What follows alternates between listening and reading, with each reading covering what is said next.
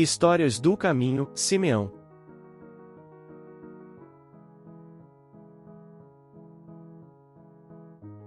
Fé como determinação, coragem, força interior. A terceira dimensão da fé pode ser identificada em uma mensagem mediúnica recebida em 1863, assinada por um espírito protetor e que Kardec inseriu, no capítulo 19 do Evangelho segundo o Espiritismo. O autor define fé como a vontade de querer e a certeza de que essa vontade pode obter satisfação.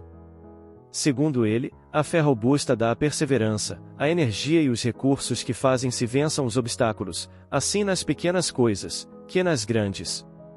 Essa dimensão da fé pode ser classificada, segundo o autor mediúnico, em fé humana ou divina, conforme o homem aplica suas faculdades à satisfação das necessidades terrenas, ou das suas aspirações celestiais e futuras. Assim foi com Simeão, sua fé lhe garantiu a ventura de carregar em seus braços aquele que é a luz do mundo. Nosso amado Mestre Jesus. Na conquista da fé. Justificados, pois, pela fé, tenhamos paz com Deus por meio de nosso Senhor Jesus Cristo. Paulo, Romanos, 5.1. Louváveis todas as nossas considerações referentes à coragem da fé que nos cabe cultivar à frente das lutas, no mundo externo, todavia, é forçoso examinemos a importância da fé viva, portas adentro do mundo de nós mesmos. Fé profunda e espontânea. Segurança íntima, tranquila, funcional. Já sabemos realmente mecanizar as operações do corpo, comandando-as de maneira instintiva. Alimentas-te e não te preocupas com as fases diversas do processo nutritivo. Dormes e entregas ao coração todo o trabalho de vigilância e sustento dos mais remotos distritos da vida orgânica. Falta-nos, porém, até agora, automatizar os recursos superiores da própria alma. Falta-nos reconhecer, mas reconhecer claramente, que Deus está em nós, conosco, junto de nós, ao redor de nós e que, por isso mesmo, é imperioso, de nossa parte, aceitar as lições difíceis, mas sempre abençoadas do sofrimento, nas quais a pouco e pouco obteremos a coragem suprema da fé invencível. Nesse sentido, jamais desinteressar-nos do aprendizado. Confiar em Deus nos dias de céu azul, mas igualmente confiar em sua divina providência nas horas de tempestade. Acolher a dor como sendo preparação da alegria. Atravessar a provação entesourando experiência. Observar as leis da vida e acatá-las, compreendendo que dificuldade é instrução imprescindível e que o tempo de infortúnio não é senão a consequência dos nossos erros de pensamento ou de ação, favorecendo-nos o reajuste. Tão somente assim, abraçando com paciência e proveito as lições menores da existência, transfigurando-as em luz para a vida prática, adquiriremos a fé vitoriosa que sabe esperar, agir, desculpar, amar e servir segundo a misericórdia de Deus. Emanuel. Simeão, um homem justo que morava em Jerusalém, estava no templo. O Espírito Santo disse-lhe que ele veria o Cristo antes de morrer. Lucas capítulo 2, versículos 25 a 26. Simeão viu o menino Jesus no templo. Ele o pegou nos braços e louvou a Deus. Lucas capítulo 2 versículos 27 a 29. Simeão disse que a criança traria a salvação para todas as pessoas. José e Maria ficaram maravilhados com o que ele disse. Lucas capítulo 2, versículos 30 a 33. Uma viúva chamada Ana também viu Jesus e sabia quem ele era. Ela deu graças e contou a muitas pessoas sobre Jesus. Lucas capítulo 2 versículos 36 a 38. Simeão é um personagem do Novo Testamento da Bíblia que teria abençoado Jesus quando seus pais o levaram para ser circuncidado no Templo de Jerusalém, ao 8º dia de seu nascimento. Ao tomar Jesus em seus braços, Simeão proferiu palavras proféticas a seu respeito, anunciando a salvação de Deus e virou pó. O Evangelho segundo Lucas, nos versos de 25 a 35, Simeão era um homem justo e temente a Deus que, através de uma revelação do Espírito Santo, não iria morrer sem antes ver o Cristo. Ao tomar Jesus em seus braços, Simeão proferiu palavras proféticas a seu respeito, anunciando a salvação de Deus. Simeão, o profeta do Novo Testamento. É comum encontrar profetas no Velho Testamento, ainda mais quando Israel era uma teocracia, governada por juízes que, em regra, Também eram profetas do Senhor. Depois vieram os reis de Israel e Judá, e lá estavam os profetas de Deus advertindo, consolando e proferindo as palavras de vitória ou derrota da parte de Deus. Mas no Novo Testamento não se encontra muitos profetas. O povo judeu estava esperando o seu Messias, prometido por Deus para a libertação de Israel, mas as autoridades espirituais israelitas confundiram as bolas e esperaram por um novo libertador, que fosse resgatar Israel não dos seus pecados, mas do domínio romano, uma mistura dos melhores momentos de Davi e Moisés. Porém as Escrituras apontavam para a vinda do Salvador, sem homens valentes como Davi e sem a missão de apresentar ao povo uma nova terra prometida. Naqueles dias vivia em Jerusalém o último profeta de Israel, um homem humilde, justo, temente a Deus e que estava sempre no templo esperando para ver a consolação espiritual de Israel e cheio do Espírito Santo. Seu nome era Simeão. E fora-lhe revelado, pelo Espírito Santo, assim por ele aceito e compreendido à época, que ele não morreria antes de ter visto o Cristo do Senhor. E quando os pais Joseph ben Jacob e Maria de Nazaré, a Mãe Santíssima, trouxeram o menino Jesus, para com ele procederem segundo o uso da lei, de recenseamento em Israel. Ele, então, o tomou em seus braços, e louvou a Deus, e disse: Agora, Senhor, despedes em paz o teu servo, segundo a tua palavra. Pois já os meus olhos viram a tua salvação, a qual tu preparaste perante a face de todos os povos. Evangelho de Lucas capítulo 2 versículos 25 a 31. Em outra narrativa, Simeão e o Espiritismo.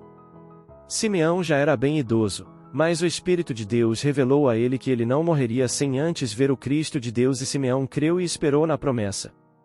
Um dia Simeão foi ao templo, como era seu costume, e viu quando Maria e José levaram o menino Jesus para cumprir a lei mosaica. Na mesma hora o Espírito Santo revelou a Simeão quem era aquele menino trazido por seus pais para ser consagrado, e Simeão tomou a criança em seus braços. Simeão tinha a expectativa de ver a salvação da humanidade, porém, não apenas o viu, mas o abraçou, beijou e o apresentou a Deus. Foi uma cena de intensa emoção. Simeão tinha em seus braços o Cristo de Deus e viu sua promessa ser cumprida diante de seus olhos. Então Simeão foi tomado de grande alegria e profetizou. A primeira coisa que Simeão fez foi agradecer a Deus, porque ele viu a promessa do Salvador se concretizar diante dele, e ele pediu que o Senhor o despedisse em paz. Depois Simeão profetizou acerca do menino e disse: Pois já os meus olhos viram a tua salvação, a qual tu preparaste perante a face de todos os povos, luz para iluminar as nações, e para a glória de teu povo Israel. Lucas capítulo 2, versículos 30 a 32. José e Maria ficaram maravilhados com as palavras de Simeão, e ele os abençoou e disse a Maria: Eis que este é posto para a queda e elevação de muitos em Israel, e para sinal que é contraditado, e uma espada traspassará também a tua própria alma, para que se manifestem os pensamentos de muitos corações. Lucas capítulo 2 versículos 34 a 35. Simeão e o menino. Dizem que Simeão, o velho Simeão, homem justo e temente a Deus, mencionado no Evangelho de Lucas, após saudar Jesus criança, no templo de Jerusalém, conservou nos braços acolhedores de velho, a distância de José e Maria, e dirigiu-lhe a palavra, com discreta emoção. Celeste menino, perguntou o patriarca, por que preferiste a palha humilde da manjedoura? Já que vens representar os interesses do eterno Senhor na terra, como não vestiste a púrpura imperial? Como não nasceste ao lado de Augusto, o divino, para defender o flagelado povo de Israel? Longe dos senhores romanos, como advogarás a causa dos humildes e dos justos? Por que não vieste ao pé daqueles que vestem a toga dos magistrados? Então, poderias ombrear com os patrícios ilustres, movimentar-te-ias entre legionários e tribunos, gladiadores e pretorianos, atendendo-nos à libertação. Por que não chegaste, como Moisés, valendo-se do prestígio da casa do faraó? Quem te preparará, embaixador do Eterno, para o ministério santo? Que será de ti, sem lugar no sinédrio? Samuel mobilizou a força contra os filisteus, preservando-nos a superioridade. Saul guerreou até a morte, por manter-nos a dominação. David estimava o fausto do poder. Salomão, prestigiado por casamento de significação política. viveu para administrar os bens enormes que lhe cabiam no mundo. Mas, tu não te ligaste aos príncipes, nem aos juízes, nem aos sacerdotes. Não encontrarias outro lugar, além do estábulo singelo? Jesus menino escutou-o, mostrou-lhe sublime sorriso, mas o ancião, tomado de angústia, contemplou-o, mais detidamente, e continuou: onde representarás os interesses do Supremo Senhor? Sentar-te-ás entre os poderosos? Escreverás novos livros da sabedoria?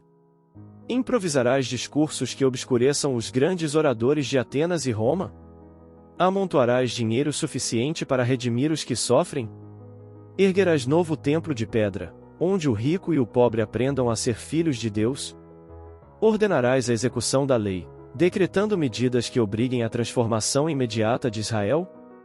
Depois de longo intervalo, indagou em lágrimas: dize-me, ó divina criança, onde representarás os interesses de nosso Supremo Pai? O menino tenro ergueu, então, a pequenina destra e bateu, muitas vezes, naquele peito envelhecido que se inclinava já para o sepulcro. Nesse instante, aproximou-se Maria e o recolheu nos braços maternos. Somente após a morte do corpo, Simeão veio a saber que o menino celeste não o deixará sem resposta. O infante sublime, no gesto silencioso, quisera dizer que não vinha representar os interesses do céu nas organizações respeitáveis mais efêmeras da terra. Vinha da casa do Pai justamente para representá-lo no coração dos homens. Irmão X. Humberto de Campos. Fiquemos com a entrevista de Hebe Camargo com Chico Xavier falando de Jesus. Jesus em nós. Fazer o bem. 1. Hebe, Chico, você é uma criatura que em toda a sua vida não fez outra coisa senão o bem, doar-se ao próximo. Nunca houve um momento na sua vida em que você dissesse assim: estou cansado, vou parar, não quero mais me preocupar com o meu semelhante. Chico, Hebe, a sua bondade é imensa, eu devo dizer que não me sinto na condição de alguém que fez ou faz o bem, mas, durante toda a minha vida, procurei sempre cumprir com o meu dever diante da comunidade e diante da minha própria consciência. Então, tenho, graças a Deus, muita tranquilidade em minha vida interior. 2. Hebe, Chico, quais as transformações no mundo desde o nascimento de Jesus? Chico, os espíritos amigos sempre me explicam que as transformações da Terra, desde o tempo de Jesus, são gradativas. Essas transformações ainda não se complementaram, porque o mundo precisava estabelecer para sua própria felicidade muitas renovações que eram difíceis e a lei de Deus não permite violência. Então, essas transformações vêm sendo efetuadas de tempos a tempos, de época para época. Essas transformações que nós vemos, toda a melhoria espiritual da humanidade, decorrem do tempo de Jesus para cá, e os hospitais, as penitenciárias, os processos de trabalho, o relacionamento das pessoas umas com as outras, a felicidade na vida doméstica. Todas essas transformações nós devemos a Jesus, conquanto, muitas vezes, quando estamos nos ápices da inteligência, nós não queiramos reconhecer. Mas as transformações do tempo de Jesus até nós são imensas, mas exigiriam muito tempo para serem minudenciadas. 3. Hebe, alguém já falou que, ao seu lado a gente tem a sensação de estar em contato com Jesus. Eu gostaria que você transmitisse essa sensação aos nossos telespectadores, porque você é exatamente a conexão da Terra com o mundo onde estão nossos entes queridos que já partiram. Chico, você é sempre maravilhosa, porque a sua bondade transparece de todas as suas palavras. Eu não posso ter a presunção de um laço tão íntimo assim com nosso Senhor Jesus Cristo. Eu tenho a fé que o cristão procura e deve cultivar naquele que realmente é a luz dos nossos caminhos. Logo depois do nascimento de Jesus, existiu uma figura que sempre me impressionou muito. Ela é descrita no versículo 25 do capítulo 2 do Evangelho do Apóstolo São Lucas. É a figura de Simeão, que viveu talvez mais de 80 anos esperando Jesus. Quando soube que uma criança tinha sido levada ao templo para ser registrada, Simeão foi ao templo verificar e quando contemplou os olhos de Jesus, ele, então, disse: Senhor, agora despede em paz o teu servo, segundo a tua palavra, porque os meus olhos viram a salvação. Esse homem se chamava Simeão e era um grande varão do templo apostólico e que passou para a vida espiritual logo depois de fixar os olhos em Jesus, Jesus recém-nascido. Então, eu penso como teriam sido felizes aqueles que realmente viram os olhos de Jesus, porque, por mais que eu busque no Evangelho alguém que tenha visto diretamente os olhos de nosso Senhor Jesus Cristo recém-nato, eu não encontro ninguém, além do grande Simeão que, já numa velhice muito avançada, contemplou os olhos do menino e disse: Senhor, despede em paz o teu servo, porque os meus olhos já viram a salvação. Eu imagino a beleza e a luminosidade dos olhos de nosso Senhor Jesus Cristo, mesmo recém-nato, iluminando os nossos caminhos, porque o próprio Simeão, na saudação que pronunciou, disse: Eis que ele veio para alumiar os nossos caminhos. E a gente nota que todas as comunidades, todos os grupos sociais que se afastam de Jesus, como que entram numa certa perturbação, parece-nos, mas este verbo não é bem próprio. A gente compreende que sem Jesus a nossa vida não tem significação, a significação exata que deveria ter e nós nos perdemos, nos tresmalhamos, porque estamos sem aquela bússola que nos indica o caminho. Francisco Cândido Xavier. Emanuel. Comentários finais. O venerando apóstolo do amor e da mediunidade Francisco Cândido Xavier viveu amando, deixou um legado para a humanidade de inesgotável cabedal de conhecimento do Evangelho de Nosso Senhor Jesus Cristo, provou através da mediunidade com Jesus que o bem que se faz em sigilo por amor ao próximo é a maior conversão que se pode fazer. Uma vez que essa conversão do mal se dá pelo exemplo no bem que compete a cada um de nós dar. Assim deixar um rastro luminoso indicando o caminho a Jesus. Vem archote de luz, vem Jesus, viva Jesus! Nascer, morrer, renascer ainda e progredir sempre, tal é a lei. Base bibliográfica. Bênção de paz, pelo Espírito Emanuel, Médium Francisco Cândido Xavier, capítulo 51, Na Conquista da Fé.